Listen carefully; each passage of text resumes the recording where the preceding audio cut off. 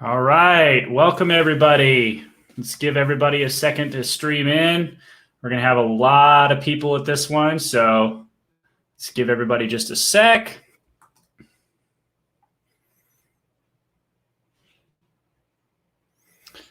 All righty. Welcome, athletes, parents, and coaches to another edition of #FFT Live presented by Fitter and Faster Swim Camps. I hope you're all well, staying safe, and staying positive. Let us know in chat where you're from and which swim team you're repping. If at any time the chat begins to get a bit overwhelming, you can minimize it by clicking the little red button with 3 vertical red dots on the right hand of the screen. That'll actually minimize the chat box for you. Please do not spam. If at any point people begin to spam, I will have to remove you from the broadcast. However, if at any point you have a question, I encourage you to write that down. We're going to try to answer your questions at the end of this presentation. If chat begins to get crazy, though, I will shut it down because I really don't want to take anything away from the amazing presentation that we have lined up. So let's get started. Some of you may already know me, but for those who don't, my name is Tyler Clary, and I've been a clinician with Fitter and Faster for almost 7 years now. I competed at the London Olympic Games in 2012, where I placed 5th in the 200 butterfly and won the Olympic gold medal in the 200 backstroke and set the Olympic record. I went to college at the University of Michigan, where I studied computer science, and I'm now Director of Sales and Marketing with Fitter and Faster Swim Camps. Welcome to this episode titled Breaking Down Sprint Freestyle. The idea behind this broadcast is to break down something I know very little about, which is why we're so lucky to have some great presenters with us today. And we're talking about freestyle sprinting.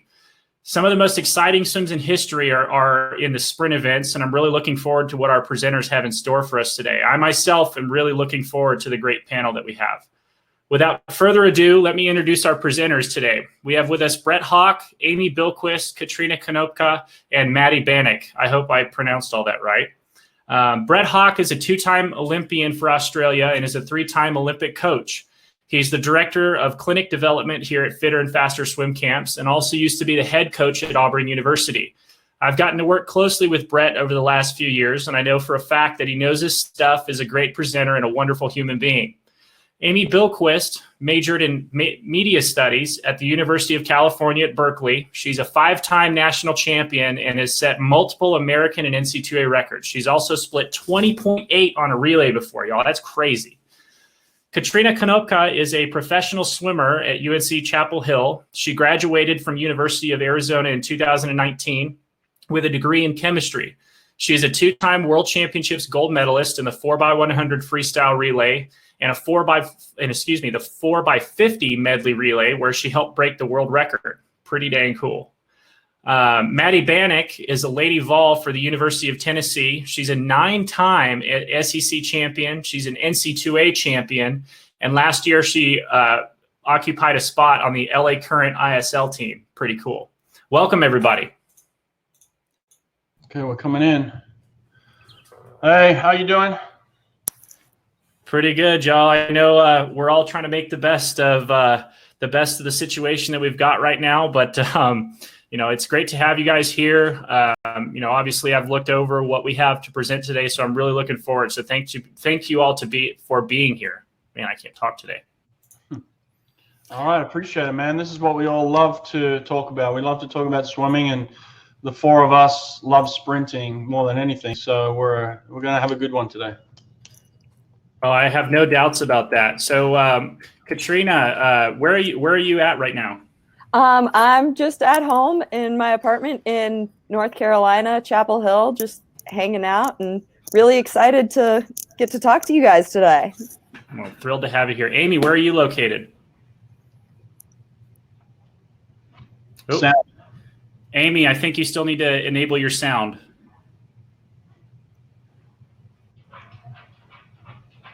Ooh, still no sound. While she's figuring that out, Maddie, tell us a little bit about where you're from. Maddie's got no sound either. Nope, Maddie's got no sound either. Maybe that's okay. Maybe for you guys, try logging back out and then logging back in, and we'll see if that solves the problem. But for now, I guess while they work that out, Brett, do you want to kind of give us just a little bit of an overview of what you plan on presenting today? Yeah, absolutely. I did want to start with a quote because I think this is really important. I wanted to quote Socrates, actually. And the quote is, "The only thing I know is that I know nothing at all." And I think kind of that's the way that I've always approached my swimming and my coaching, is to just learn from everybody. I walk onto a pool deck and I feel like I can learn something valuable from everybody that's on that deck. And I've always tried to ask questions. I've always tried to experiment with new ideas and new things. And I've always looked at the way people are doing things, and I thought to myself, how can I apply that to what I'm doing? And so for me, all of my thoughts and all of my ideas are just a collection of other people's thoughts and ideas. So, Amy, yep, we can hear you now. All right, now good to be able to hear you. Oh, I am from Scottsdale, Arizona. I'm currently training here. Well, not actually currently because we have no pools, but I live and train now in Scottsdale, Arizona, and it's pretty nice weather out here. Yeah, well, it's always nice out there, but you did say it's a little bit cold. 70 degrees for Arizona, I'll admit, is a little bit cold. Yeah. Yeah. So, Maddie, you there? Am I there? Yes, you're here. We've got sound. So tell us where you're at right now, where you're from. All right, I'm from Richmond, Virginia, but I'm in Knoxville right now. I have been for the past 5 years. Just in my house, hanging out, enjoying getting to sleep in until like 9 every day. So true, so true. But Brett was just talking to us about a quote that he really appreciates, and I think it's such a great point that the more I think I know, the more I realize I know nothing. So Brett, you want to continue on that train of thought? Yeah, basically. And so I've always, like I said, I've always just asked questions. I've always been very inquisitive, and that's why I love clinics. I love going to Fitter and Faster clinics, because every time we go to a clinic, I work with these amazing women, and I learn something new. Each one of these ladies swam at incredible programs. You've got Arizona and now UNC, and then Tennessee and Cal Berkeley. So they've all got a vast experience. They've all got great coaching backgrounds. They've had great careers themselves. So that's why I invited them on today, is because I love doing clinics with them, and I love sharing ideas. And I think that's all we're trying to do today, is just share. And some of the stuff may apply. You may be doing some of the stuff already. You may have heard the similar things from your own coaches, or maybe your own parents, or your own teammates. But there are certain principles, I think, that are important in sprinting and how to become a faster swimmer. And so we really just want to talk about those principles today. Great. Real quick before we get started, Katrina, tell us what your best events are. So my best events are the 50 and the 100 free for sure. And I've started doing a little bit of 200 training, so hopefully that'll be getting up there in the near future. Luck be with you. Luck be with you. Amy, what about you? I would say my best freestyle events are the 50 and 100, but I'm also a backstroker, so the 100 and 200 back as well. Awesome. And Maddie, what about you? Yeah, so my best events would definitely be 50 free and 100 fly. And I do the 100 free. But those two are my babies.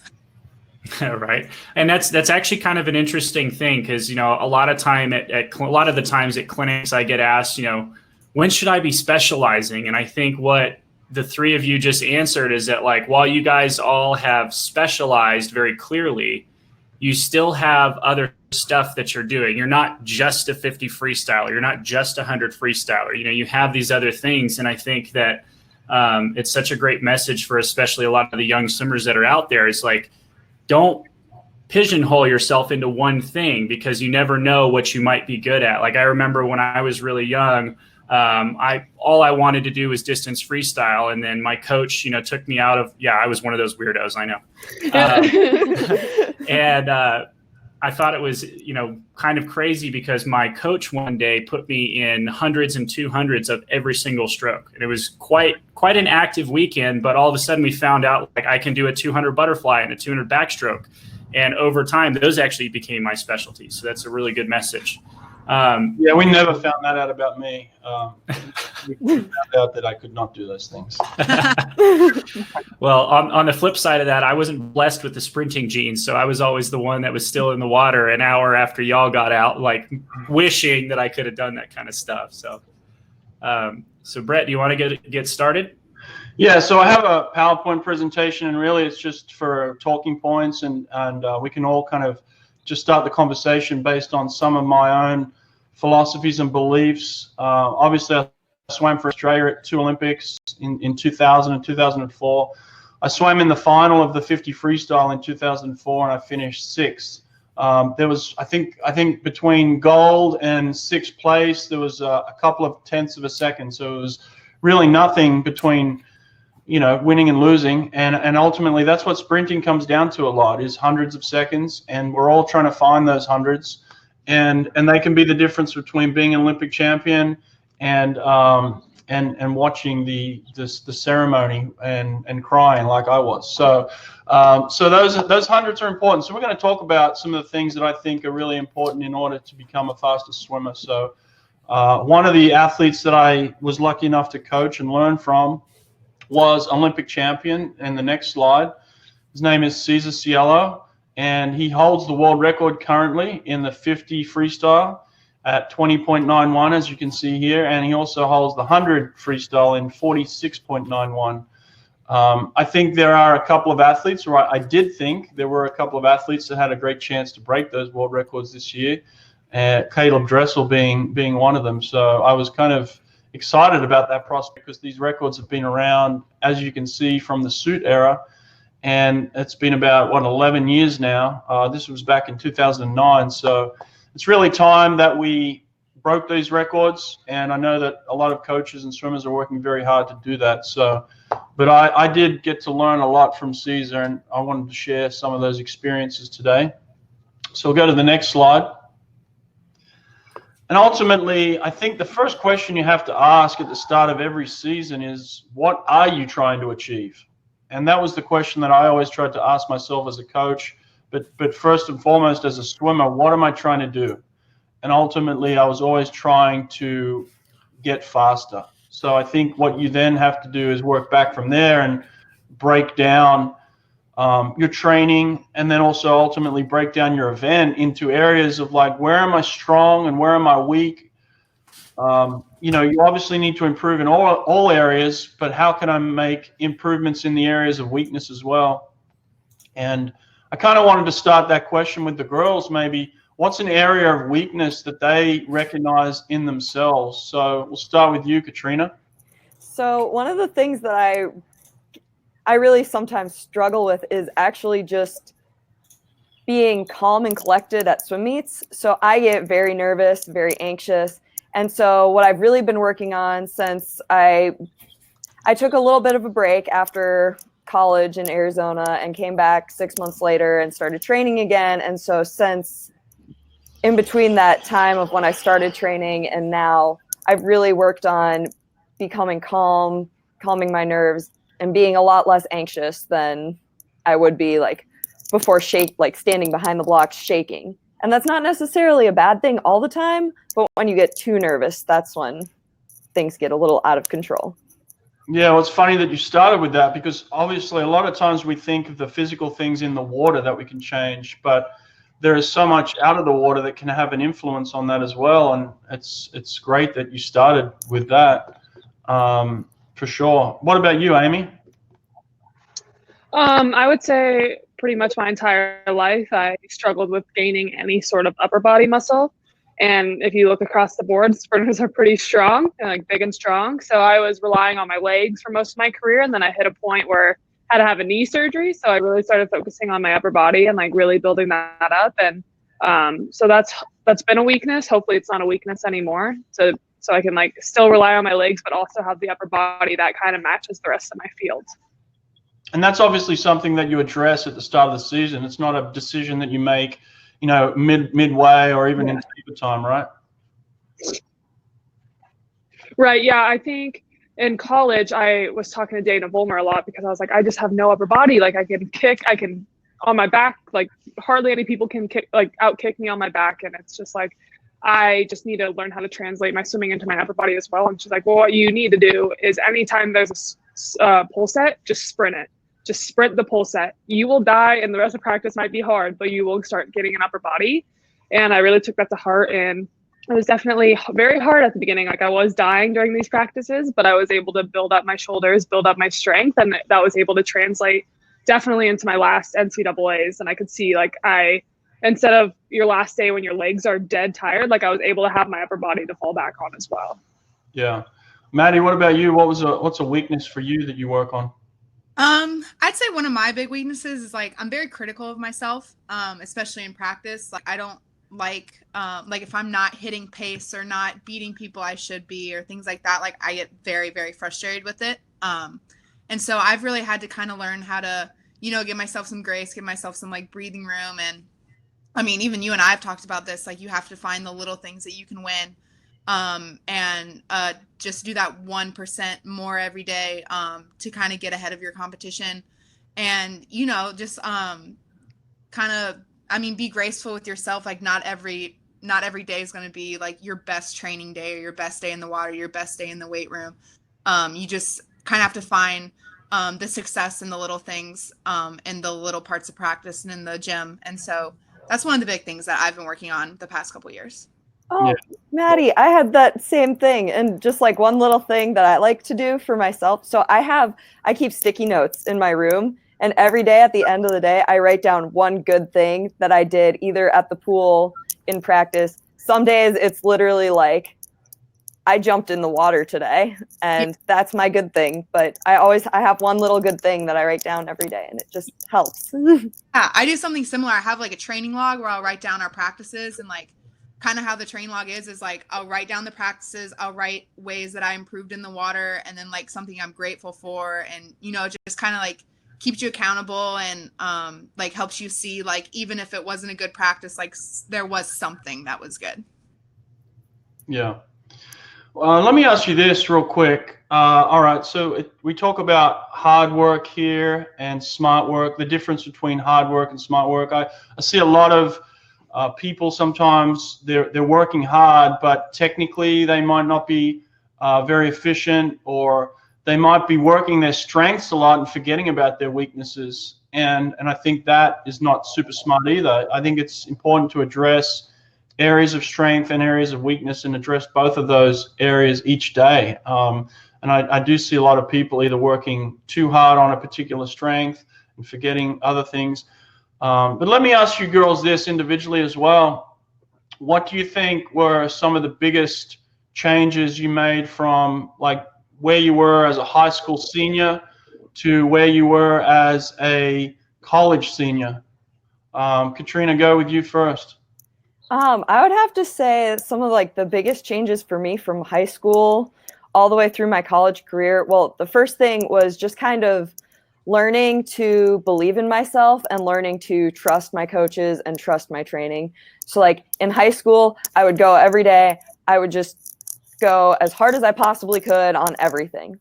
And what I learned in college was that sometimes going as fast as you possibly can on your drill sets is not what you need. You need to step back. You need to slow down in order to actually focus on all of your like technical aspects of your stroke. And I think that being able to slow down really, it first of all changed my technique a lot. And I know that I still have a lot of things to work on. For example, my breath is one of my biggest weaknesses in my stroke. And I know that every day when I get in the pool, I have to think about, hey, my breath is going to be good today. Yeah, I like that. That's awesome. Amy, what about you? I think in high school, our main focus was just like power speed. And I was doing like a lot of buckets, just a lot of fast work. And then when I got into college, it was kind of completely different. In high school, we had watched a lot of footage of elite swimmers and stuff with ICOS. I don't know if you've ever heard of those, but we would like sit out and watch like 10 seconds of someone's stroke just on repeat for like 5 minutes. And then we get in the pool and try to do the same thing. And in college, it was completely different for me. It was don't watch other people's strokes, feel your own stroke and become more body aware of what you're doing. And I think for me, that was something that really helped me elevate my swimming to the next level because I became way more observant of my whole body, and I could be like, okay, when my right hand's reaching out, my left hip drops more than when I'm on my left side, my right hip doesn't drop as much. And I was able to pick up on those small nuances of my stroke and really be able to, in the technique sets, really focus on them and correct them. And also when I was going fast, noticing on a set when I'm getting tired, the first thing I was doing was letting all my technique go so I could try to keep up the pace, but it was having to take that step back and be like, all right, go as fast as you can, but still hold that proper technique. Sure. So I think that was the biggest difference for me in college, just really learning and just having like body awareness in the water. Yeah. What about you, Maddie? So, I mean, I think for me, like when I swam, like club swimming, like it was very like, you know, get in the water, do an 8,000, get out of the water. Like you just did that. I think at that point in time, like it was working fine for me. But then when I got to college, one of the big things for me in college was all the different toys we did.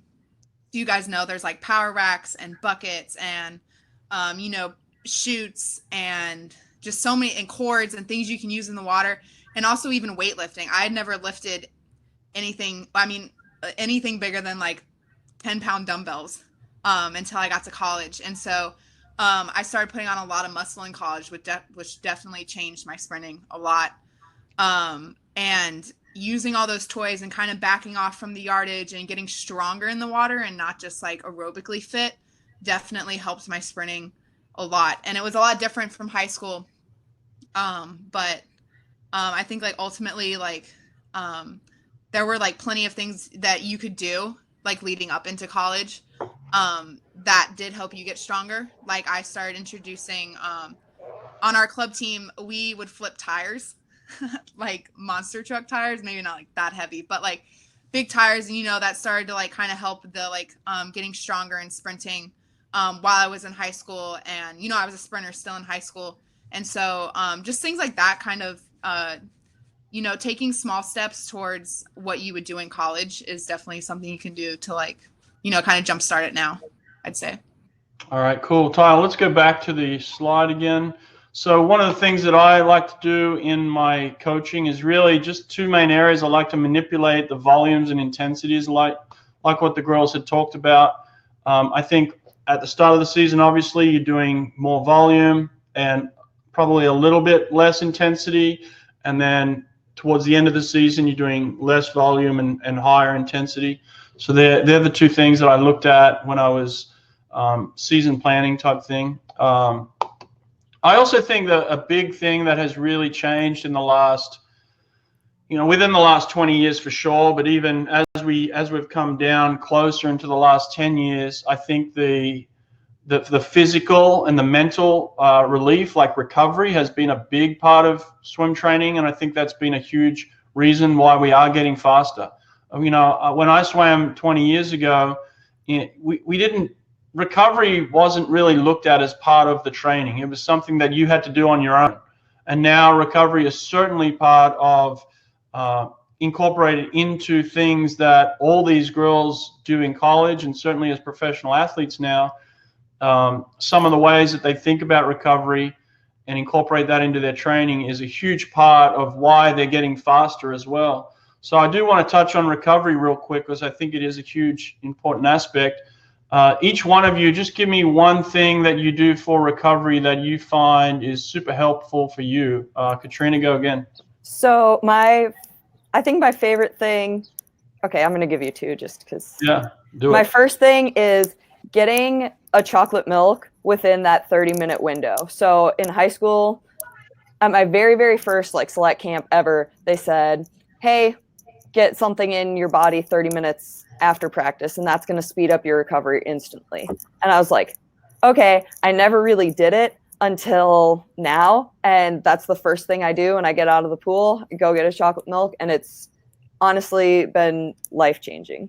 Nice. I also do a lot of foam rolling when I get home.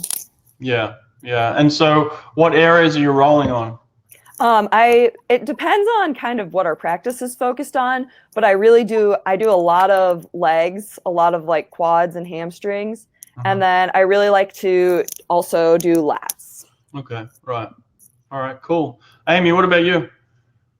I'm kind of going to repeat, but rolling. I found out not only does it help with my swimming, but it also, I get injured a lot. I have like reoccurring stress fractures. So something that's really important for me is making sure I'm rolling out my calves all the time, because if not, my calves will get too tight, start pulling on the bone will crack. So I have to be very vigilant about foam rolling.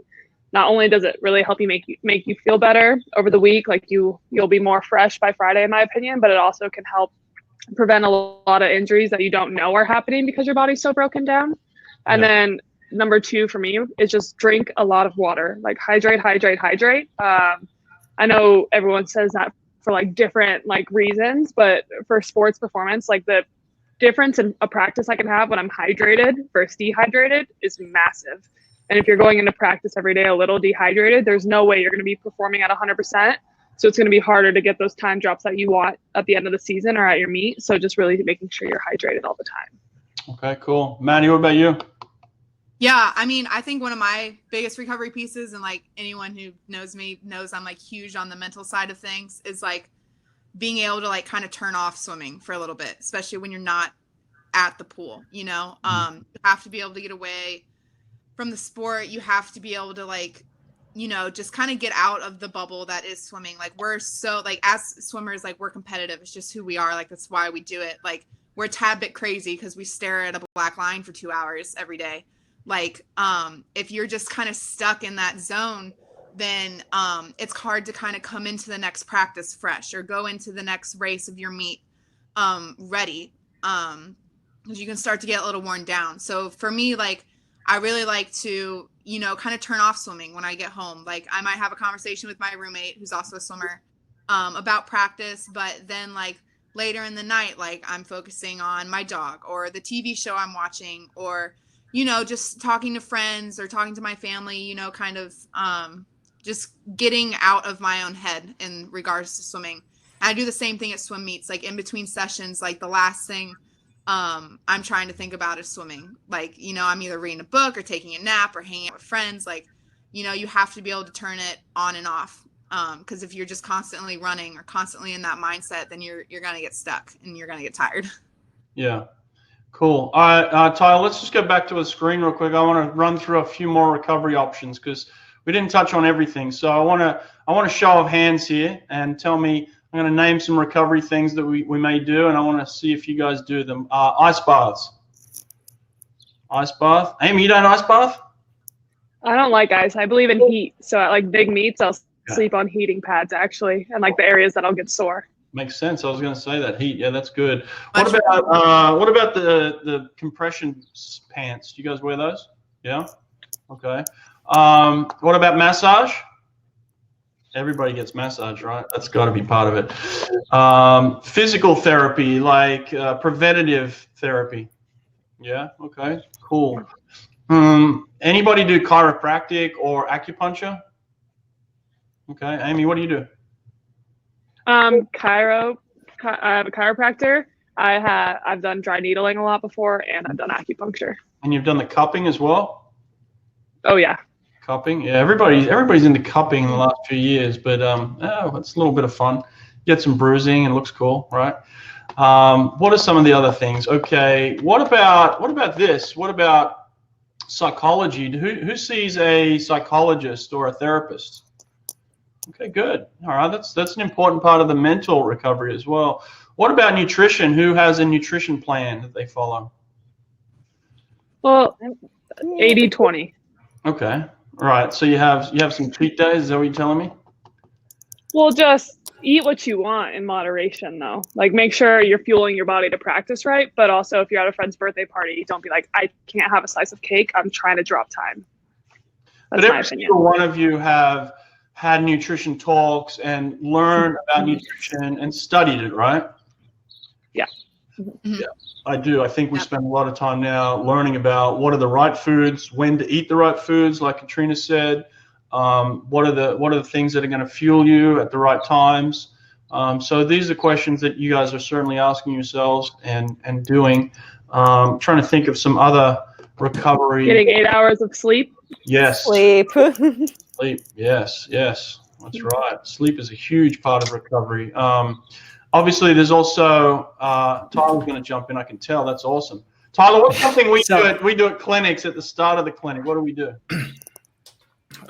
We talk about all of these we do stretching in dry land and that kind of stuff before we get in the water. That's hugely important. Like you guys were talking about recovery and specifically sleep, and that's something I wanted to kind of chime in on. But, Brett's totally right. Like a lot of swimmers I see out there just go and jump straight in the water and they think that they can, go and have this cold turkey swim. And some people can, but it really kind of puts your body at risk. And, the idea behind warming up is that you're not only warming up your ligaments and your muscles, but you're also getting your core temperature up so that you're actually prepared to train the way that you want. And I ask a lot of people at clinics, like, why do we train? And a lot of people say, oh, well, it's just to get better. And while that's kind of halfway right, we're supposed to be training with a purpose, right? We're supposed to be training the way that we want to race at the end of the season instead of just going and, I think to Katrina's point, looking at a black line for 2 hours. So that's so incredibly important. But just to touch back on sleep, we always talk about getting 8 hours of sleep, right? And that's generally very true, but a lot of people miss out on the reason why that sleep is so important. So, way back when there was this big fiasco with world cycling, all the professional bicyclers, and they were all, taking human growth hormone. And what people don't realize is that human growth hormone is actually something that your body produces itself. So a lot of people will ask me at clinics, they're like, oh, well, what am I going to do if I'm not 6 foot?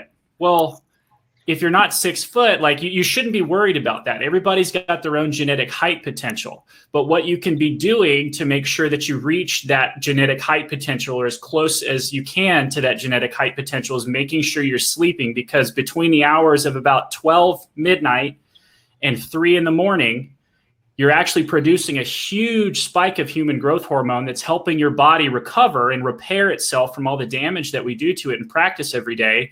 But it's also making sure that your body's growing at the same time. And if you're not doing a good job at going to bed at a reasonable hour, like 8:30, 9 o'clock, 9:30, depending on who you are and what you're up to, and making sure that you're not getting up terribly early, you're going to completely miss out on that human growth hormone spike.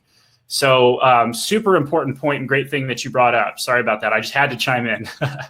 No, you're right. I totally agree. And that's why we're spending so much time talking about recovery, is because what you do as a swimmer and what you do certainly as a sprinter, I know is, and a coach, I'm trying to break my athletes down. I'm trying to break them down so I can build them back up. So you're tearing the muscles so that they can regroup and then build and grow stronger. Ultimately, that's how you get stronger. And so you push your body to the limit and you have to recover it in order to come back the next day and push your body to the limit again. Now, if you're not recovering, you're not going to be able to get to the limit each day. You're going to get to a point of fatigue and collapse. And then the body's not going to allow itself to recover so you can come back and be at your best the next day. And it's the reason why a lot of swimmers sacrifice, going out on Saturday night with their friends who go out and party and have a good time.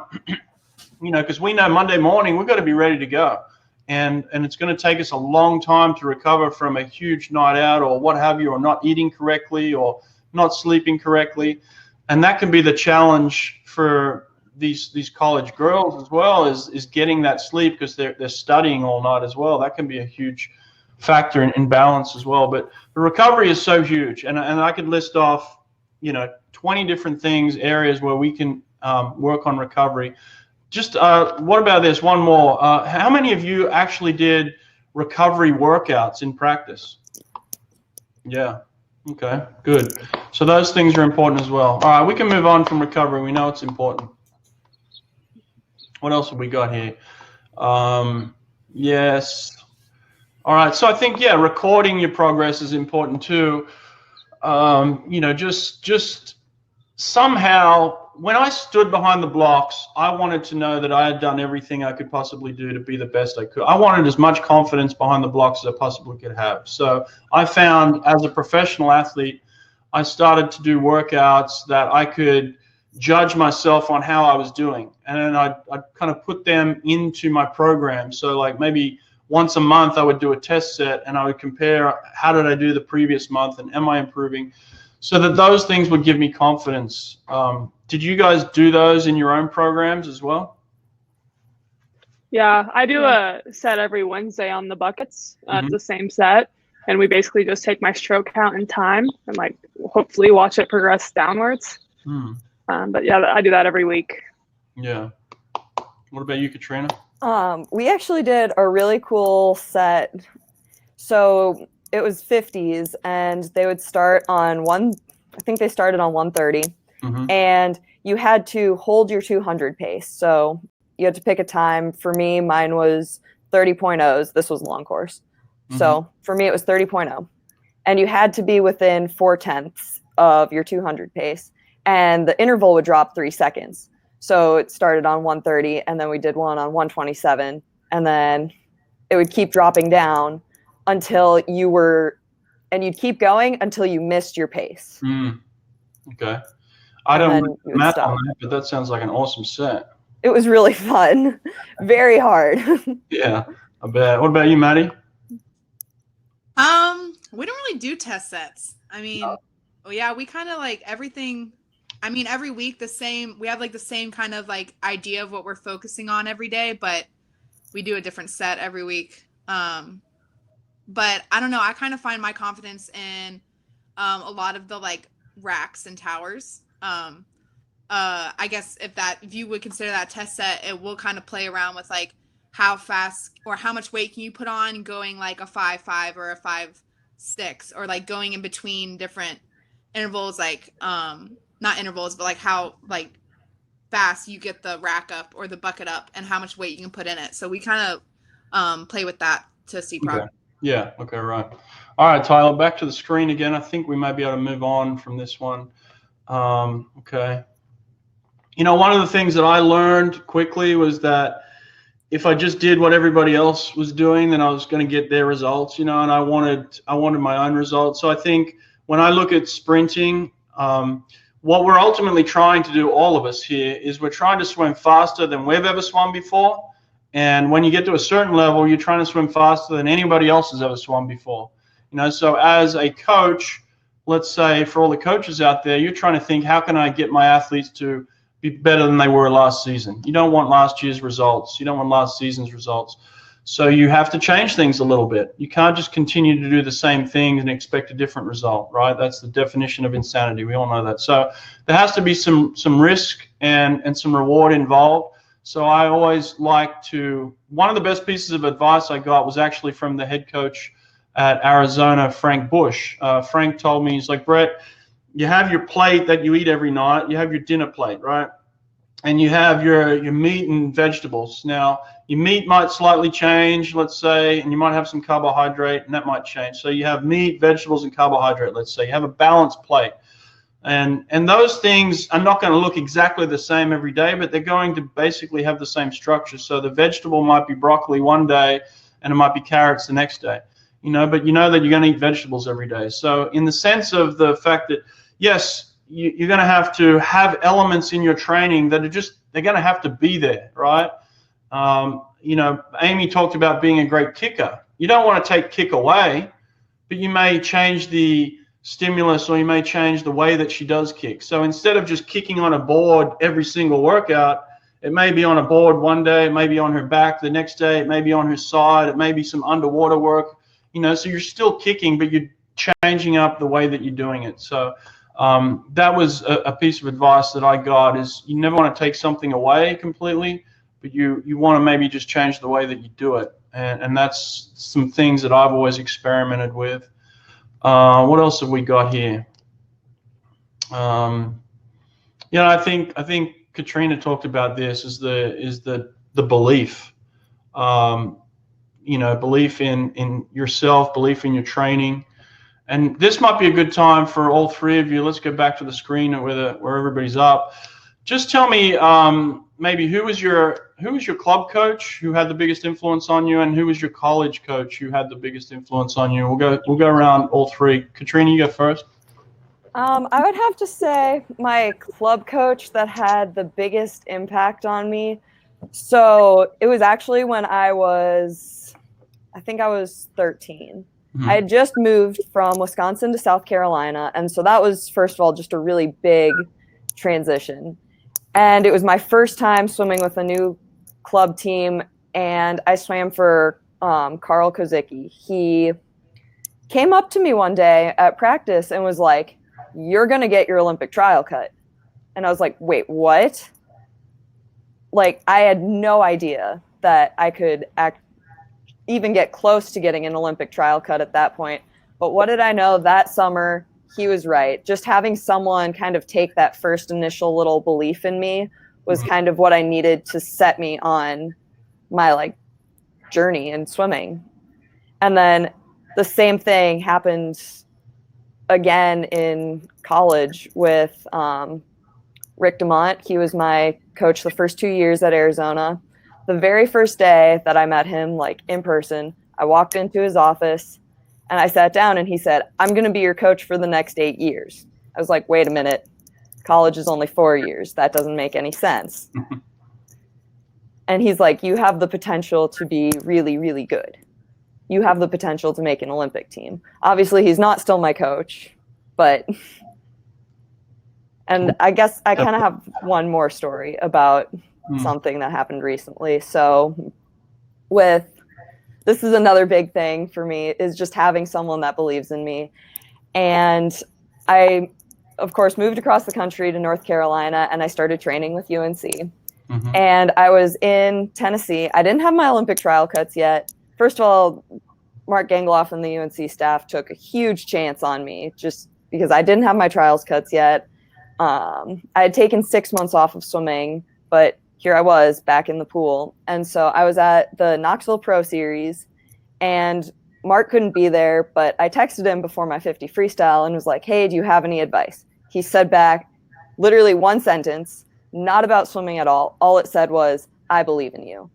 And I had an awesome 50 that night, got my trial cut, and then I had a great race the next day. And every day after that, I came back to the pool just like ready to go, ready to build on top of that. And that just really kind of has shaped my swimming right now.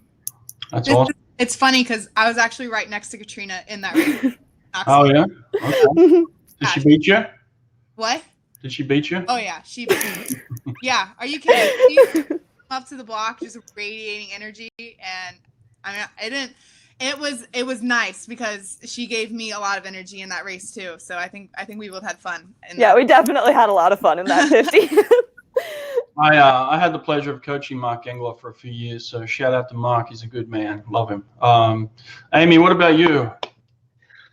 I've been really blessed in my career to have a lot of great club coaches. So like my age group coach, Ryan Kent, who recently passed, he was really good at making me competitive and making me see that I can go somewhere with swimming. Like I don't have to be stuck in this small little Arizona town. And then I moved to Carmel, Indiana, right before my junior year of high school. And when I first got there, I walked on deck and I came from a pretty like chill program. Like you just like, we did a lot of yardage, but you did whatever you were told. But I was like, I'm a sprinter. Like I'm not going to do these workouts. Like I am a sprinter. Like I will not do more than maybe a 200 at practice. And if it's warm up. So I walk on the deck at Carmel, not knowing Carmel's like swimming dynasty whatsoever. And they hand me the piece of paper with the workout on it. And the main set was something like 6 500s. And I remember looking at Chris Plum and I was like, I don't do this. And I like kind of handed him the paper back and he looked at me like I was speaking a different language. He was so confused. And it took, for Chris and I, it took a little bit of time to kind of like get to know each other. But he and I will always say like he made me a much better swimmer and I made him a better coach. Like for me to be a great swimmer, I need to have a great working relationship with my coach and really be able to give them feedback and then to be like, I know you don't want to do this, but you got to do it. And so Chris and I, another like great lesson Chris taught me is there isn't always going to be someone there to believe in you or someone to tell you that right before you swim. So you need to have enough belief in yourself to not even care if anyone else believes in you. So, and that was a really, really hard lesson, especially as like a high school girl to learn. You just want everyone to like, I was just so insecure at the time. I wanted everyone to be like, "Oh, you got it. You're good. You're good." But sometimes you just don't get that. So I had to like dig deep and really realized that like I have enough confidence in my swimming and myself, like I'm going to be able to put up a great race. And then in college, I had 3 different assistant coaches in college, but my head coach was always the same, Terry McKeever. And the biggest lesson Terry ever taught me was that like you just have to overcome adversity. Not everything's going to be easy, and you have to start being comfortable with the uncomfortable. Like if you get to a meet, the warm-up pool's crowded, so what? Like you're going to go complain about it and blame it on you having not a great race? Like no, figure out how to do something about it. Maybe warm up more in the hallway outside of the pool, then get in and do what you have to in the water, and just kind of really just make the best out of things you're given. So that's probably been like the biggest influences by my coaches in my swimming career. Nice. I like that. Really good. Maddie, what about you? Yeah, so I swam for Quest Swimming in high school, and I actually didn't start like USA level club swimming until I was a junior in high school.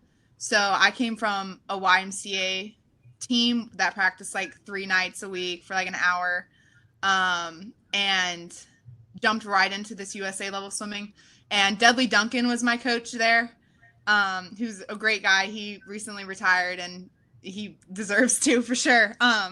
But he, I don't know, he kind of took this swimmer who like was first of all terrified to like be doing doubles in the water and swimming more than like 1,000 a day, and just kind of like this like kid in a candy shop type of girl who didn't really understand swimming or the sport, had never done long course, and he ended up like helping me. Like I made it to my first junior nationals that year in Irvine, and I got I made nationals the next year and junior nationals. And so I don't know, he just kind of helped me learn the sport of swimming, which was huge because I didn't know anything or anyone in it. I knew I loved it, but I didn't really know how it worked. So he definitely taught me a lot there, and I mean, he helped me shape me into a good enough swimmer to where I could come to the University of Tennessee. And like, I mean, Matt Kredich is the head coach here, and like there's like too much I could say about Matt. Like Matt's literally like another father to me. Like he's more than just a coach. He's been there with me through probably the hardest part of my life, and he cares so much more than just about what we do in the water, but he also has such an innovative way of thinking, and like Brett, you know Matt, like he has a very unique way of like going about things and looking at things in the water and figuring out how to get better, and be different from other people and trying things that had never been done before. And he does all that while having a personal relationship with you. So yeah, Matt's like has definitely shaped me and huge into who I am today. Well, that's awesome. I'm a big believer in the fact that a happy swimmer is a fast swimmer, and all 3 of you have had great influences in your lives. So let's go back to the slides. We'll get into some more sprinting. Go to the next one. So I believe myself that there's 4 main areas every season that I'm trying to improve. Obviously, you're always trying to improve your endurance because you want to be able to finish your races better than you've ever finished them before, especially if you're swimming faster than you've ever swum before. So endurance is key in actually all of sprinting. You may not think that you need endurance in a 50, but it's actually the person that slows down the least in the 50 freestyle is usually the one that wins the race and gets their hand on the wall. And it usually happens around the 35-meter mark. I think we've all had races where you get to the 35 and you're like, you know, like you get me to the wall. So it happens in the 50, but certainly in the 100 and the 200. So endurance is are things that you need to think about in sprinting. Strength, I think we touched on before, where the girls said, the way they were in high school is not the way they ended their senior year in college. They were much stronger and much faster. So you certainly need to work on your strength.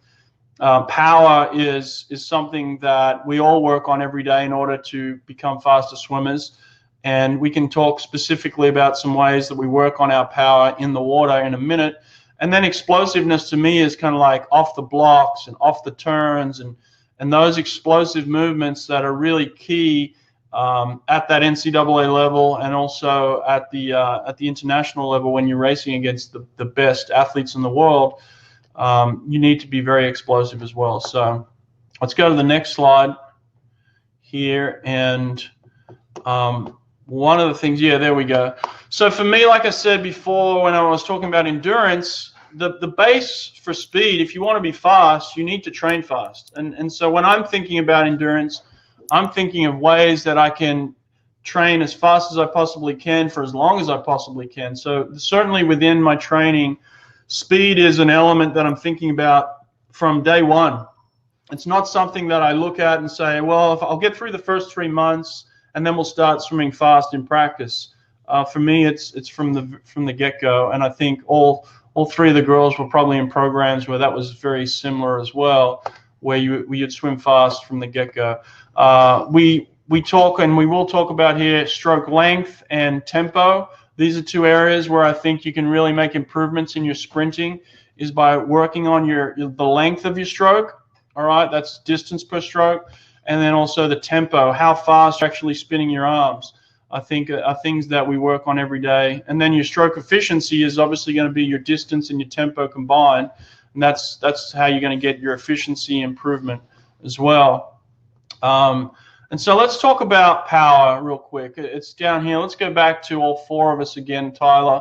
Let's talk about power. What are some of the ways that you worked on power at Arizona, Katrina? Let's say, just give me one specific thing that you did in the water that improved your power.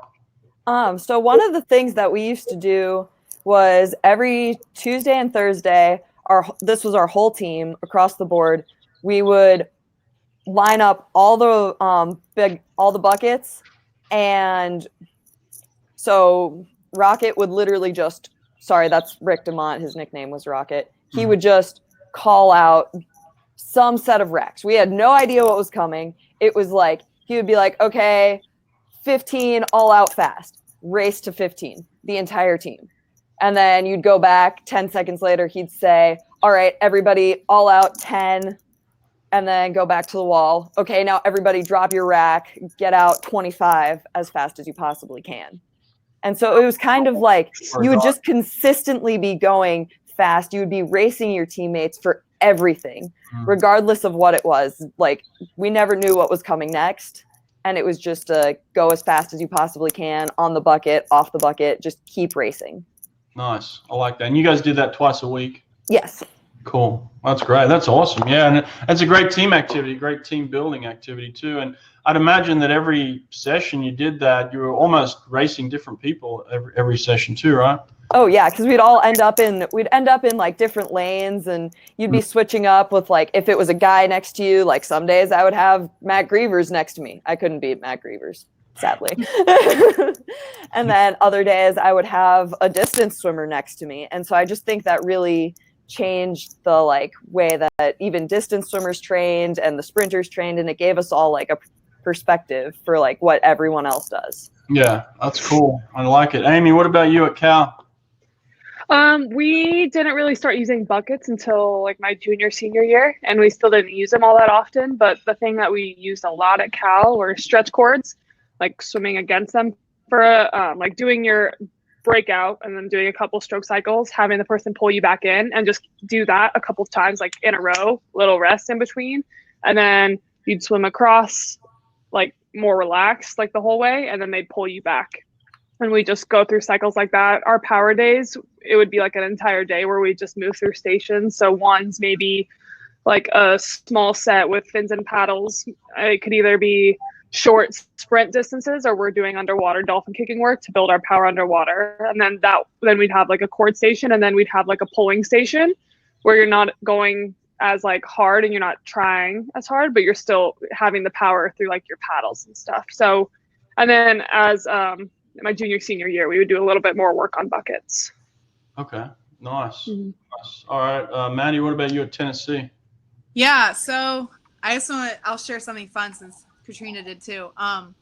My sophomore year, I trained under Lance Asti, who coaches the men now. But one of the things he always really liked us doing as a sprint group was we would do like almost like wars with each other. So that we'd either have like a board, and we'd both have to like hold our hands flat on the kickboard. It'd be like this way, not this way.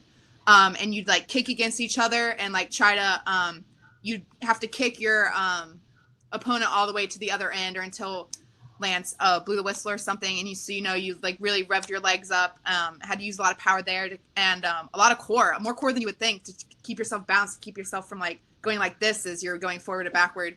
And we do the same thing with stretch cords. Like we'd like connect a stretch cord together, and there'd be someone on it at either end, and you try to pull the other person against the stretch cord.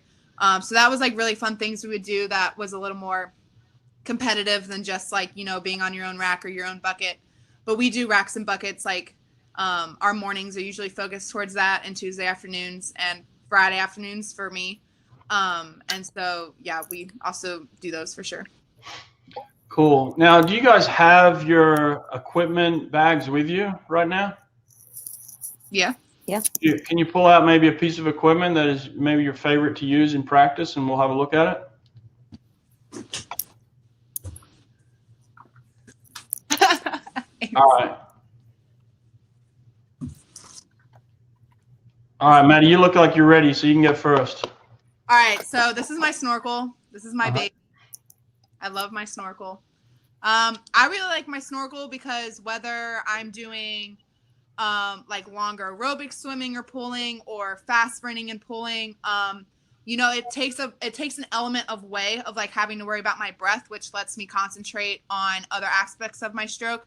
So, kind of messing around with, if you're aerobic, like swimming more from your hips and keeping everything very long and connected.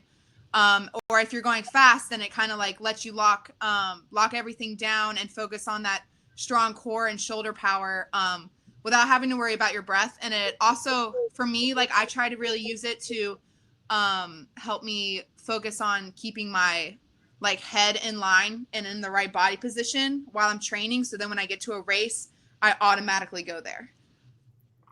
So tell me, what does the breath do? Like when you have your breath, what does it do that if you've got the snorkel on, what does it prevent it from doing? Yeah. So for me, one of the big things with my breath is I tend to really drop my hip when I breathe, and keeping the snorkel on. For like the certain aspects where I am not using the snorkel, or we're not trying to focus on working on the breath, it just kind of takes that element out of it, so I can be thinking about other things within the stroke.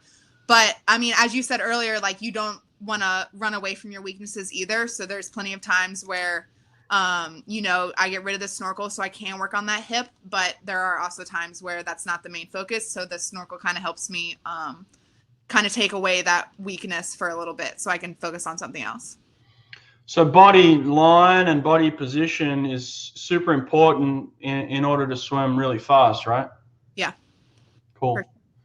Cool. Katrina, what do you got? So, well, mine's pretty basic, but who doesn't love fins? Oh, I love those. They're my favorite. Fins are my absolute favorite. So for me, I really like to use my fins because I can go from going really, really fast without them to putting them on and being able to feel all of the spots where I have weaknesses in my stroke. I personally I'm really working on right now actually keeping my kick a little bit smaller so that way it can be more powerful. And so sometimes when I'm kicking without my fins, I can really get away from, I can really let my feet spread out, and then my one foot will just kind of shoot out of the water. But with my fins on, I can always feel when I have that consistent power. And then when I take them off after I feel that consistent power, I'm way better at holding that line and holding my feet in the right place. Nice. Love it. Amy, what were you going to say about your fins there? Fins. For me, fins are awesome because I can train at a faster pace than without them. So I can train faster than I'm actually my best time or something. Like with fins on, you're going to be able to swim faster than without fins. So I'm able to teach myself what it's like to train at that faster speed, or what it's like to swim at that faster speed, and really be able to maintain control while also moving faster. So for me, it's just a really good use of explosive power and teaching my body how to swim at that fast of a speed. Yeah, cool. All right, great. Let's get back to the PowerPoint real quick. There's obviously some other things that you see there. We all use some power racks, whether that be the weighted racks or the buckets. A lot of us use parachutes as resistance to help with that power as well. Amy talked about resistance cords that you can swim against or swim with. Really cool things there. Some other things that I like to do is put t-shirts on and do some power with t-shirts. You can get different size paddles as well. I like to use the smaller paddles when swimming really fast. We call them kind of like a speed paddle. So I like to just have a much smaller paddle to help with that stroke tempo as well. You can get it over quicker as well. Is there anything else that I'm missing there in terms of equipment that you may have used for some power? Kick socks? Oh, yeah. Socks. Yeah, those drag socks, they're terrible, aren't they? They hurt.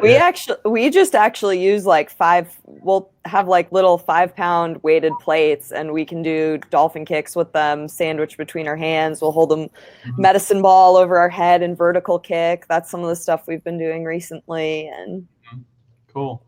Nice. Yeah. You know, what I used to do is I'd go into the weight room, and my strength coach would have this equipment closet, and I would just sit there for minutes thinking like, all right, how could I use that in the water? How could I use that in the water? So just being creative with ways that you can find some fun tools that the swimmers can incorporate into their training. Sometimes like we would even put gloves on, so it would take away the feel of the water, and we'd swim with gloves sometimes. Just anything, be creative and have fun with it. I think sprinters especially love to be stimulated mentally when they're swimming and when they're training. So that's when I felt like I got the best out of the group as well.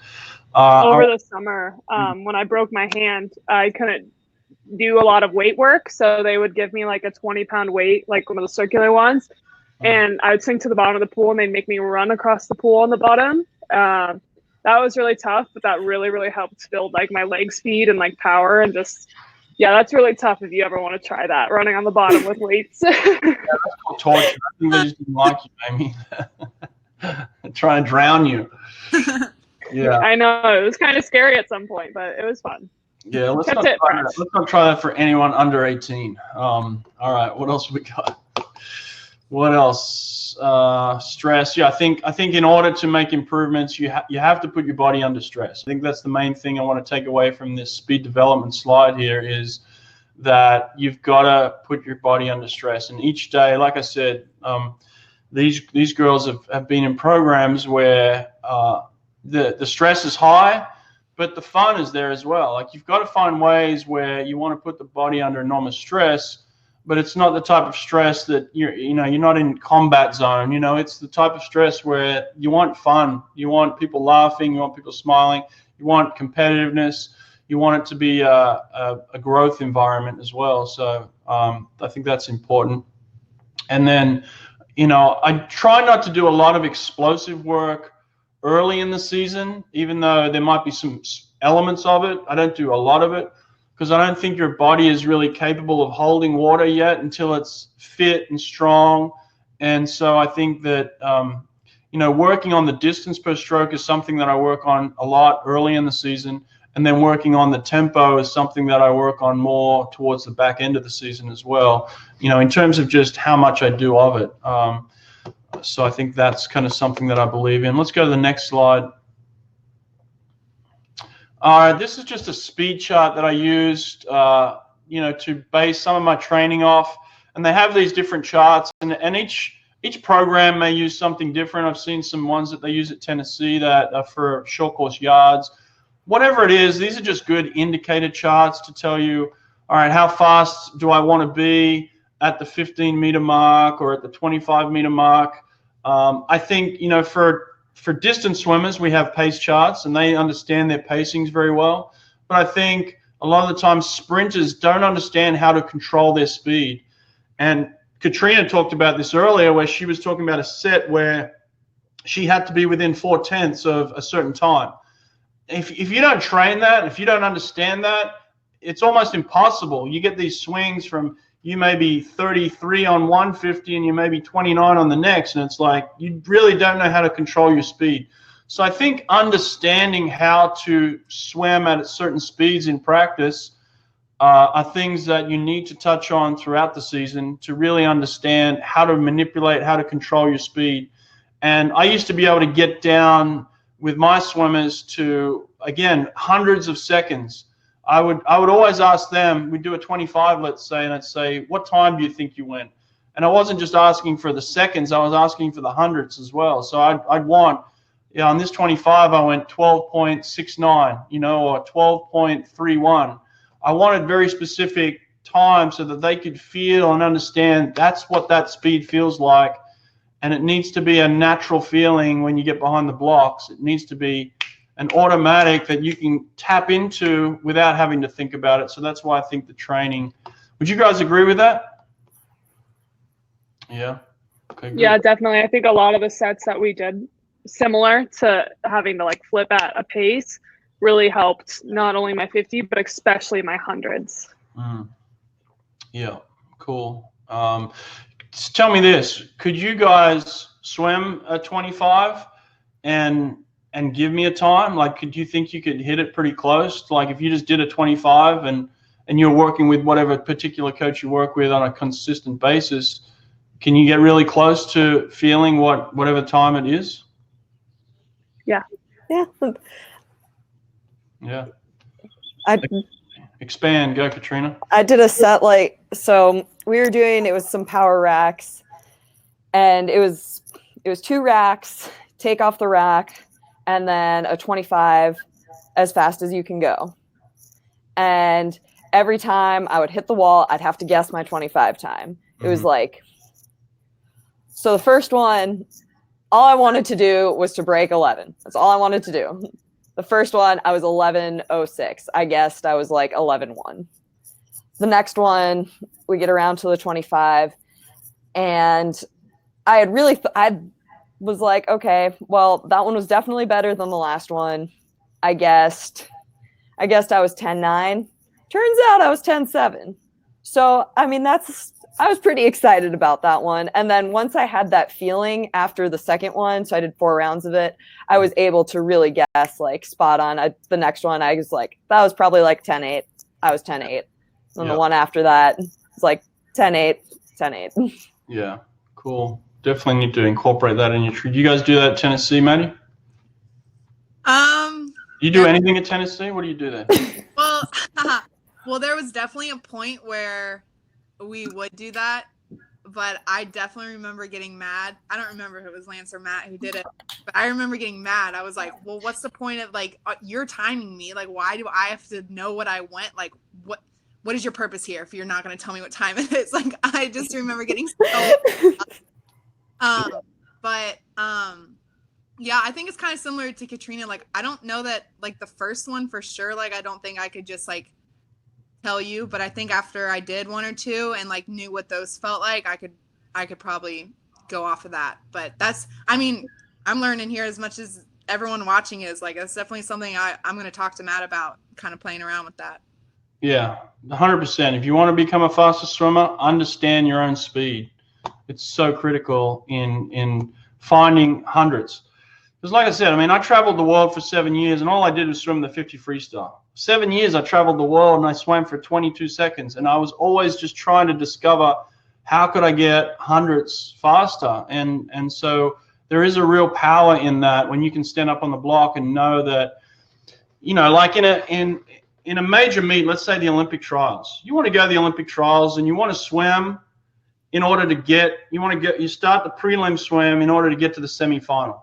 But you don't want your semifinal swim to be your final swim. So you've got to find a way that I can do enough, but know that I'm going to make it into the semifinal, right? I'm going to make top 16. And then when you're top 16, you want to make sure that you do enough to get into top 8. And then when you're top 8, you want to do enough to finish first or second.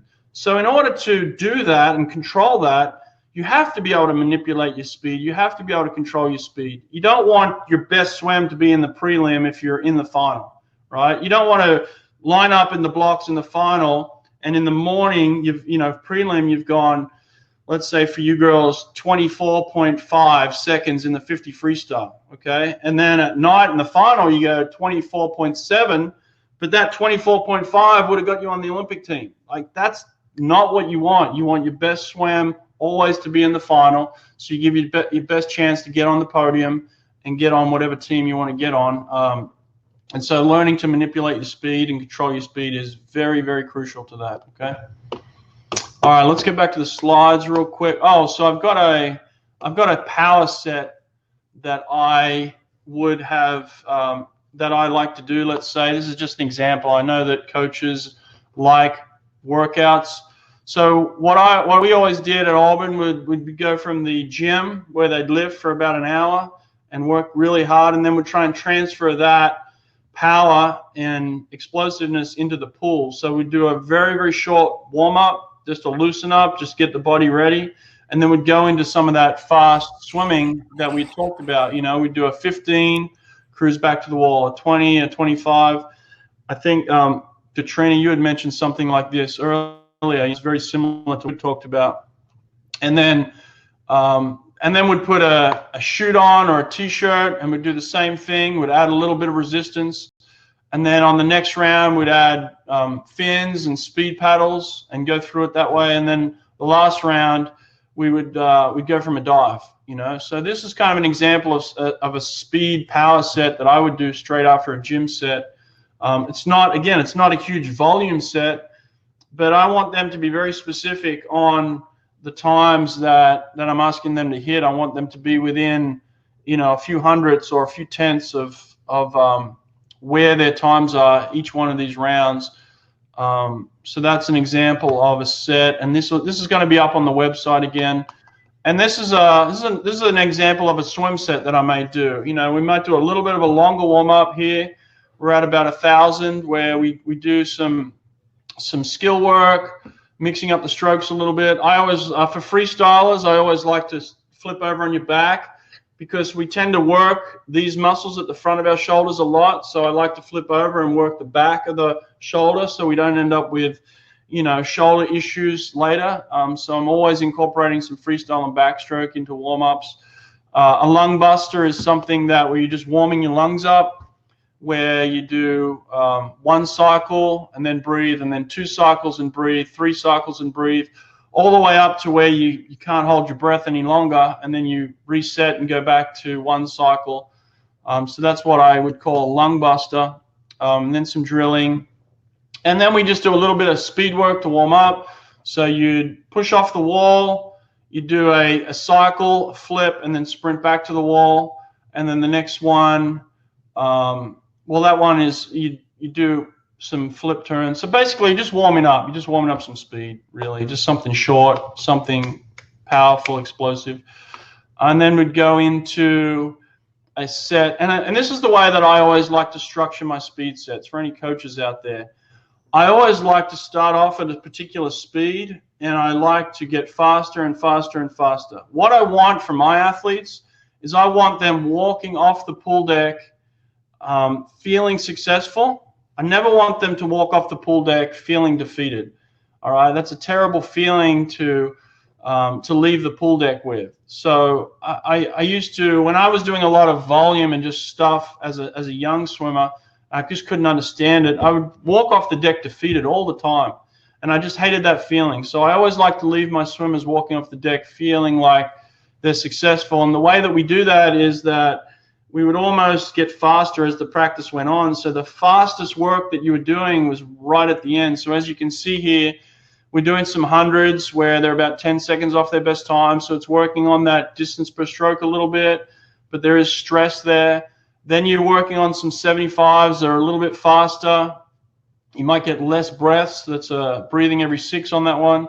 And then you move to rounds of 50s where you're even faster and you're about 4 seconds off your best time. So you're really working on those. And then you finish with some 825s, which is just all out speed. So hopefully the feeling that they get is that they finished and they feel really successful in this set. So, but they still get a lot out of it. So that's kind of the way I like to design my speed workouts. I know the girls, I think, have a workout each that they want to talk about, so I'll let them go into each one of their workouts as well. All right. So I think this was a sprint set, or this is a sprint set that makes me probably the best at 100 of freestyle or stroke. You can do it freestyle or stroke. As I said, if you're doing breaststroke, I would slightly adjust the interval. But I got this set from Chris Plum, who is my high school and club coach in Carmel, Indiana. And what we would do is it's 4 rounds, but it may not always be 4 rounds, but you need to do 4 completed rounds of 5 25s on 25, hitting 100 pace to your feet. So say you're trying to go 50 seconds and 100, you need to flip at or under 12.5 on every single one. And if you miss, the round doesn't count. You sit out of the pool for a couple minutes and you try again. So the set's over when you have 4 completed rounds of you being able to hit 5 25s to the feet of your 100 pace time. Towards NCAA season, so the spring half of the season, we do a set similar to this at Cal. It wasn't so much pass fail at Cal. It was just try to hit it, and if you don't, you just missed it. But at Carmel, it was sit out and then come back. So I think this set, it really builds up, first of all, your speed endurance, like really being able to go that extra 25. And for me, it gave me the confidence when I stood behind the block. I'm like, well, if I can do 5 25s hitting my pace, why can't I do 4 in this race right now? So it was a big confidence booster for me in that sense. And also just really made me train at the speed that I want to race at. So that's my set. It's kind of short, somewhat sweet, really painful, but it's good. I like it. Awesome. Yeah, so this is a sprint set we actually did recently. Our pro group did this while the team was at SECs this year, and we had a lot of fun with it.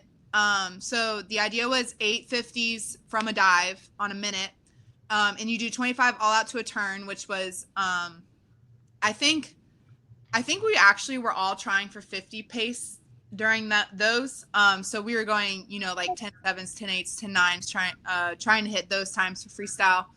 And then you'd have to swim back and get out. So, you kept your heart rate like decently high, but it was still enough recovery to really attack those 25s from a dive. And then 300 loosen, and then 2 times 4 25s from a push. So the idea was those were more 100 pace, and having them on that interval kind of let you regather yourself so you could be hitting your pace. And then after that, you would do 350s kick or pull top speed on 130. So by this point, everything's burning a little bit, and those are just like full out top speed, like hit that power. And the idea is just kind of give everything you have left, like drain the tank. And they're on 130, so like there's a little bit of lactate buildup. So that last one like definitely hurt a lot. But that's kind of like what we would do. It's a little shorter than like a normal sprint set for us, but it was really fun to do that day. And the warm up would kind of be kind of what Brett was talking about, like doing some mini max, which for us, that's what we call like low stroke count with fast speed. We call that mini max, and, working technique and doing some little burst with toys and stuff. And then our warm down after a sprint set would be like a continuous 800 to 1,000, with some kicking just to kind of, flush the legs out. There's a lot of muscle in your legs, so you got to be able to let that recover. So you got to definitely warm that down. But yeah, that's kind of like what our set would look like. Nice.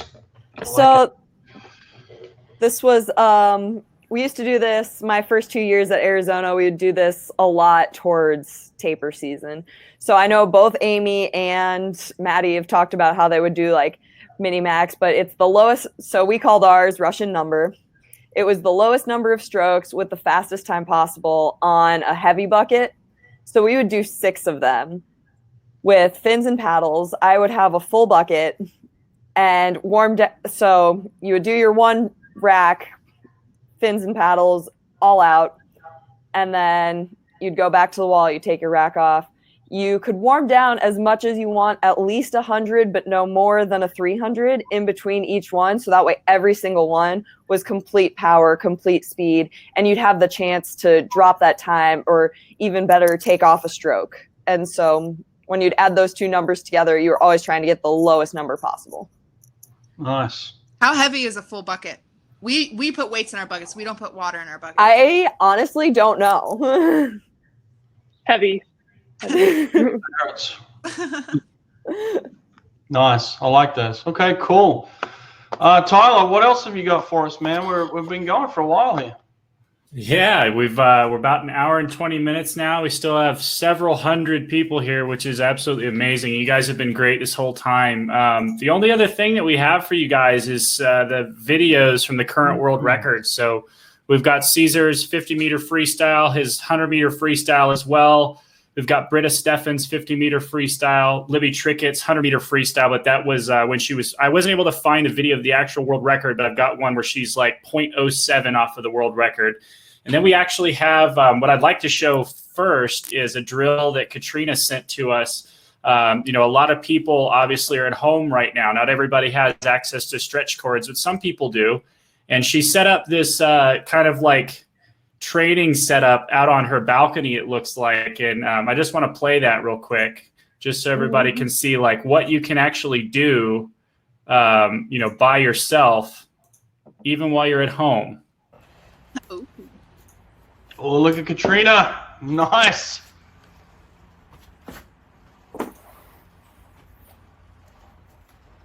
There we go. There we go. So really working on that long lever catch, getting the feeling, keeping herself engaged while she's at home. This is great stuff. That's all we have on this one. But let's pull up Caesar's. Yeah. Sorry, go ahead. I just really missed swimming a lot. And if you guys have stretch cords at home, so I made this by myself. I literally just took some hand paddles, put a couple of zip ties, and clipped them onto the end of my stretch cord. And I have this nice little freestyle setup. You can do all the other strokes on it too. But what? Get on your back, do some backstroke. Yeah, do it. That's what I'm talking about. But no, but that's great. And it just shows like your level of ingenuity. And obviously everybody's dealing with a lot right now. So the more you can do to just kind of manage the situation, kind of like what Amy was getting at a while ago, like you never know what you're going to encounter. And the people who are better at dealing with adversity are generally the better swimmers, right? Or at least who can deal with that kind of stuff. Because I can remember a situation at the 2009 World Championships where actually Caesar set this record that we're about to watch. And, one of the big things that people forget about with the suits used to rip like crazy. And right before my 200 butterfly, I had put on my suit, I was in the ready room and I bent down to do a little bit of stretching and my butt, like the whole butt of the suit ripped. So I was like standing there in the suit, in the ready room, like, oh no, it was terrible. But the funny thing is like the team managers brought me a new suit. I put a new suit on and went out and had one of the best 200 butterflies of my life. So you just never know what's going to come at you. And again, the best swimmers in the world are able to deal with that adversity much better than most other people. So I'm going to pull up Cesar Cielo's 50-meter freestyle right now. Give me a second to find the right spot. But for chat, if you guys notice that the volume might be a little bit too high or whatever it is, just go ahead and use the volume controls on your computer to keep it a pleasant experience. So this one was actually in Brazil. He broke the 50 world record down in Brazil. It was a few months after the World Championships. Nicolas Oliveira na raia de número 2, Bruno Fratos na 3, César Cielo na raia 4. Raia 5 com Nicolas Santos, 6 Guilherme Roth, 7 André Daut e 8 o Thiago Perucchi. Toda a torcida do mundo Jules Frozen? César Cielo. Yep. There we go. Off and racing.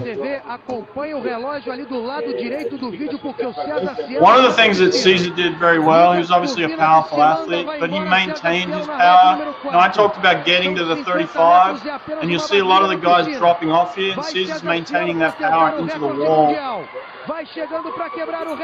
Oh, man, he always had a killer finish, too. Great finish. That is still currently the fastest swim in history right there. He's not happy about it either.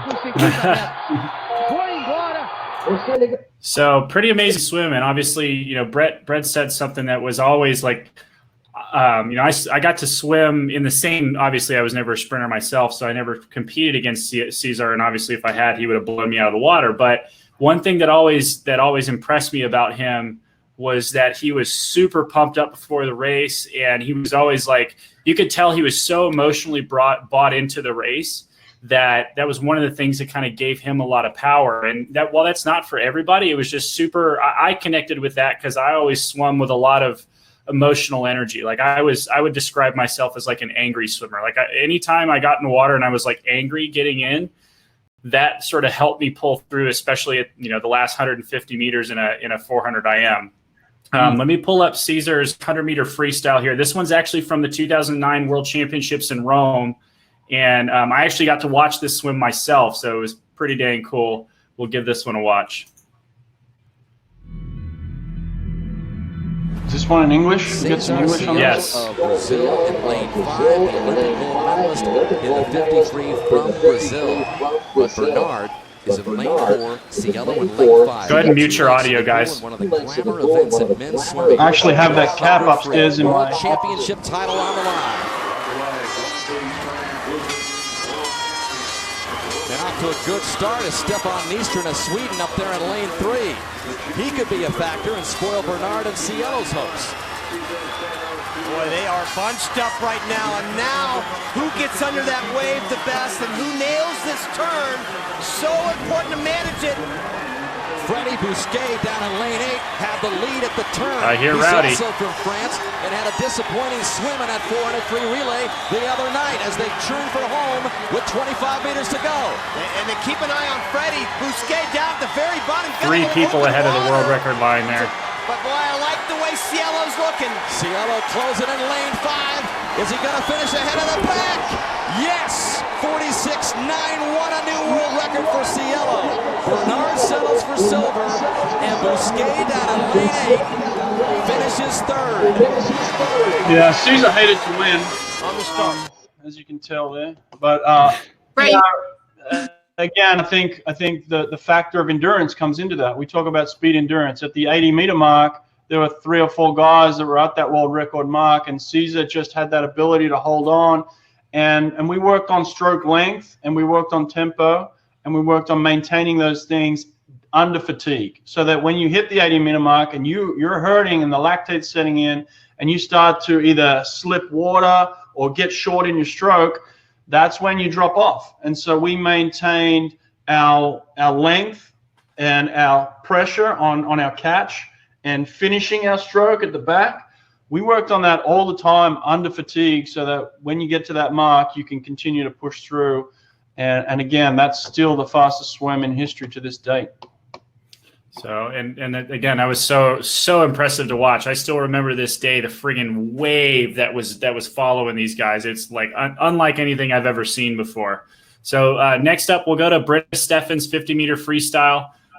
This was another super impressive swim, so let's go ahead and give this a watch. Remember to mute your audio when this starts unless you're going to speak.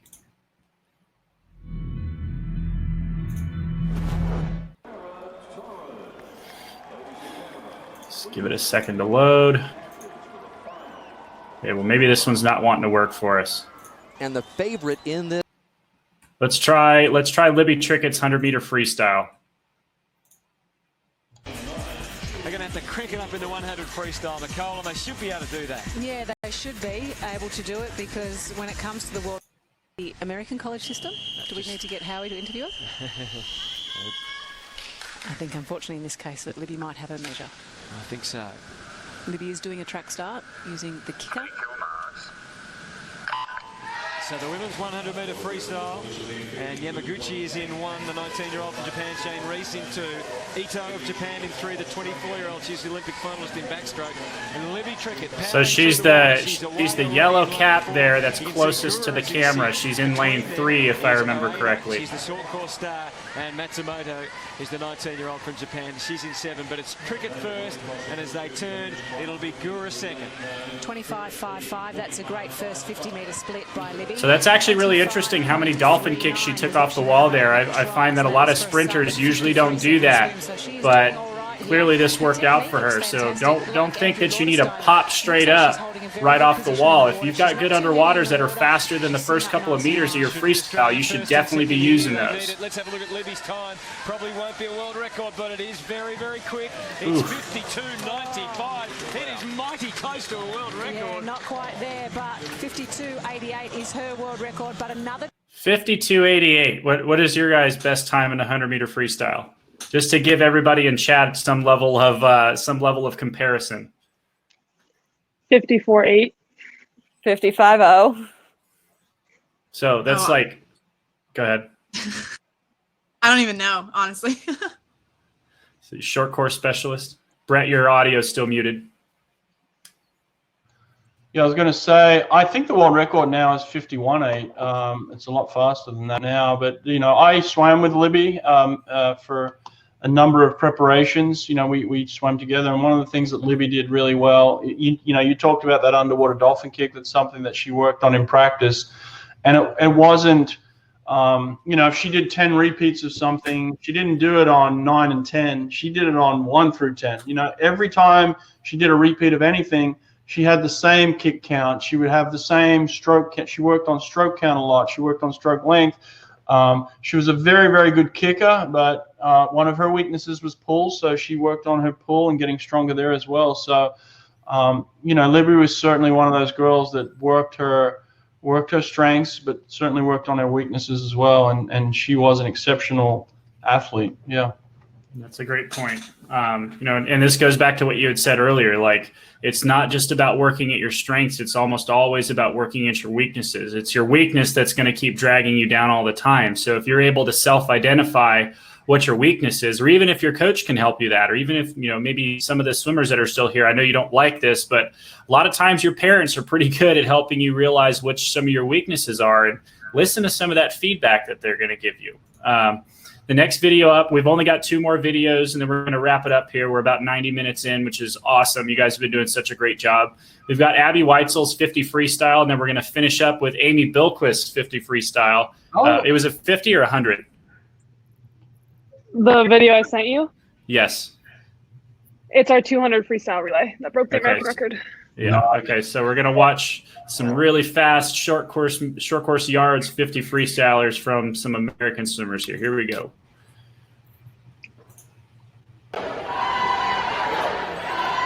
Abby.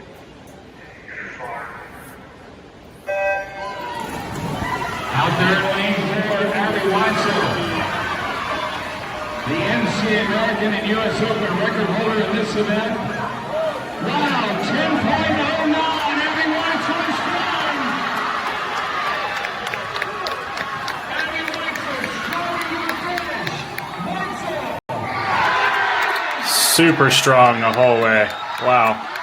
The one thing that I know Abby does really well is when she's in the front of her stroke, she's immediately catching. There's like 0 pause in Abby's front catch, and I think that's part of the reason what makes her so good. So if you watch that, everyone else kind of has a little lag before they start that pull, but Abby she's like a circular machine. She's just straight into it. Just immediately on the water, and you'll find a lot of the best sprinters in the world do that really, really well. So that's a great catch. Yeah, all right, let's go.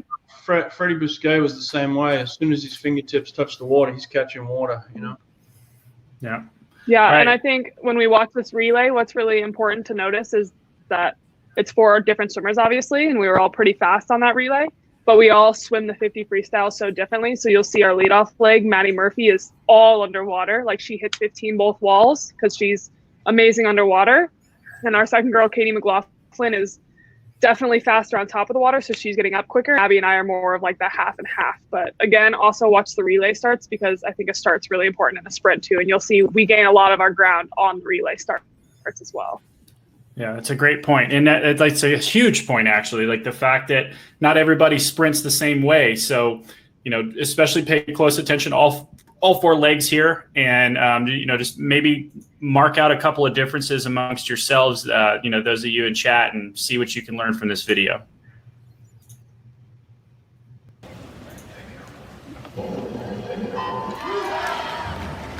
Okay.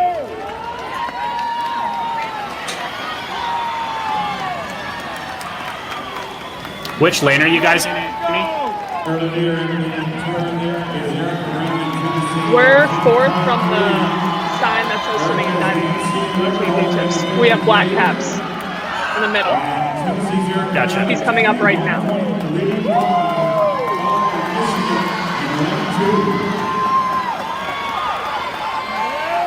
So you'll notice that basically none of them are breathing more than once or twice in the whole swim. That was something I could never really figure out how to do. All the relay starts are amazing so far. Wow. Is this you, Amy? This is me right now.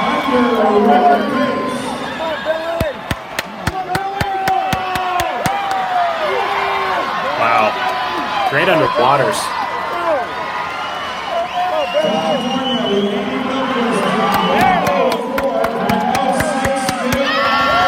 And then Abby's about to dive in. Amy Bilquist gets them in the lead.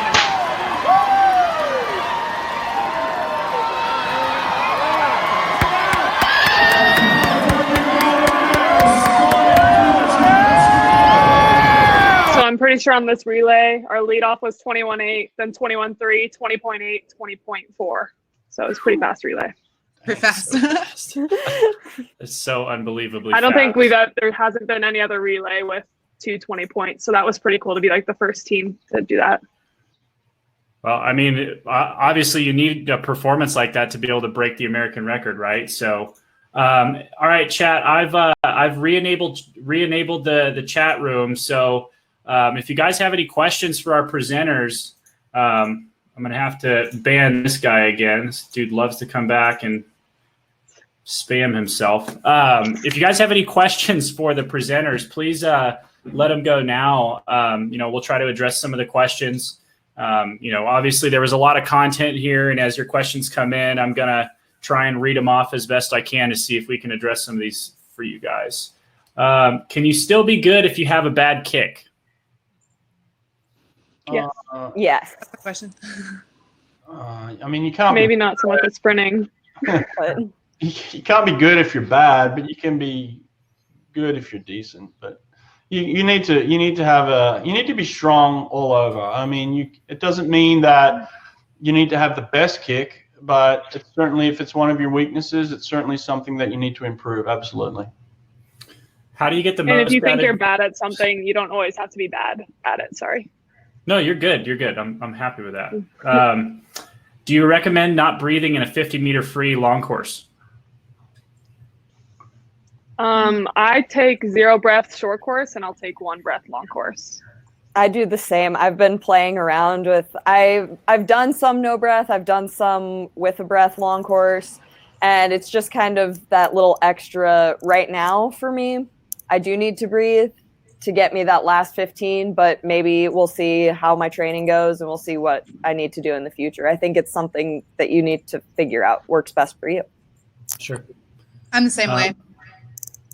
Yeah, I find a lot of it's a very individual thing. So that's pretty much what I was on expecting. that.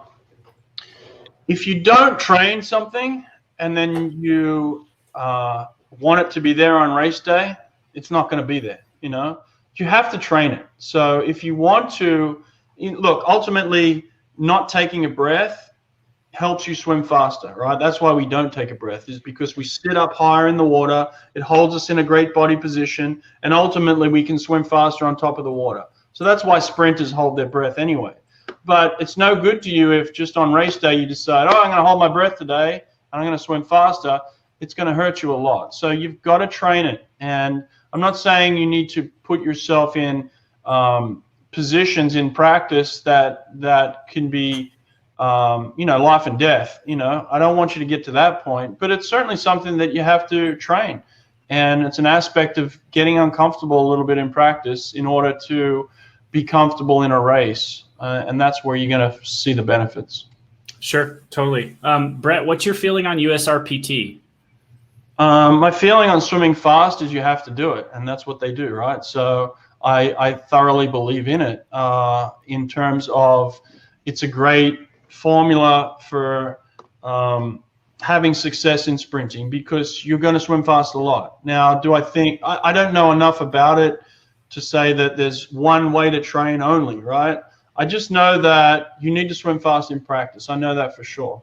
I also believe in the fact that you do need to do some aerobic training. You know, I think it's great for, like I said, distance per stroke earlier. I think it's great for conditioning, learning how to hold your body in the water and swim at a certain pace, I think is really important. I don't know what they do in USRPT enough to know that, but I know that when I've tried to swim 1,000 a day and have the best 50 freestyles of my life, it just didn't work out, right? So I still had to be getting 2,000 to 3,000 to 4,000 yards in practice, and that's when I seem to have my best 50 freestyles, you know? So you can't get away with just doing nothing, and you can't get away with doing, you know, no volume. You know, there has to be some volume in practice for sure. I don't know what the, you know, I certainly don't believe in 10,000 of practice, but I don't believe in 1,000 of practice either. I believe somewhere in the middle is what you need to do a lot of over an extended period of time. And I believe like a season should be, you know, at least 3 months. I don't think you can have your results in anything under 3 months of preparation. Now, generally it's somewhere between 3 to 6 months for a swimmer, right? So in that time, I think that you do need to get some volume in. So I don't 100% believe in USRPT in that sense. All right. Good, good. Amy, can you explain what a rack/bucket system is? I'm getting that question like crazy. What are racks and buckets? Yeah, so basically it's some type of pulley system where a bucket and or a rack is on deck. So imagine like a Home Depot bucket. So that is on the deck, and you can either fill it with water or weights, and it's attached to a pulley line and a weight belt or a belt on your waist. So when you swim, the pulley goes up, and when you come back to the wall, it goes down. So basically when you're going out, you're pulling the weight, and when you come back, it pulls you in a little bit. But basically, like we were saying, it helps with power, and you can do that. There's different weight, there's different buckets, there's different racks. I mean, at Carmel Swim Club, Chris Plum built ours with PVC pipes. So there's a lot of different variations that you can see. But if you really want to know exactly what it looks like, you can Google like swimming weight rack or something like that. Yeah, that's good. And then there's a very important difference between racks/buckets, which are basically the same thing, and then cords. With the rack/bucket system, you get the same resistance the whole time, but with a cord, you get more and more resistance as you get farther and farther away from the wall. So good questions from chat. So all right, y'all, you guys did a great job. I think we're going to cut it off here. We're an hour and 42 minutes in. Y'all have been awesome. Thank you for spending so much time with us.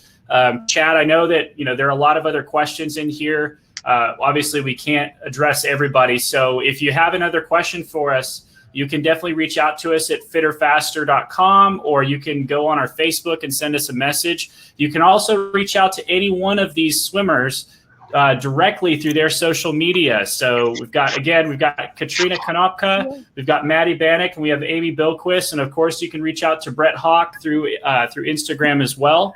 To wrap up, the replay of this webinar is going to be emailed to you in about an hour and 15 minutes.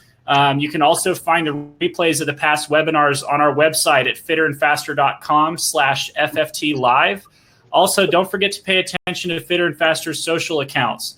We're going to be posting more webinars here over in the next day, or actually really in the next hour or so. And we have 10 coming out. So whenever you have a topic that seems interesting to you, definitely join us. Lastly, Fitter and Faster has a really valuable product called Swim Videos on Demand that you can find at swimvideos.net. That's swimvideos.net. It's filled with hundreds of drills and full of really useful swimming information, along with explanations from our top clinicians. Or if you want, you can click just go to swimvideos.net. I didn't set up that offer ahead of time. This is really a great time to sit down and pick apart what you're doing and try to gain as much knowledge as possible. And our app is really a great source of information. Thank you very much to everybody who attended today. As always, stay safe, stay positive, keep a lookout for future events. Wash your hands and try to stay as active as possible during quarantine. Goodbye now. Bye. Bye.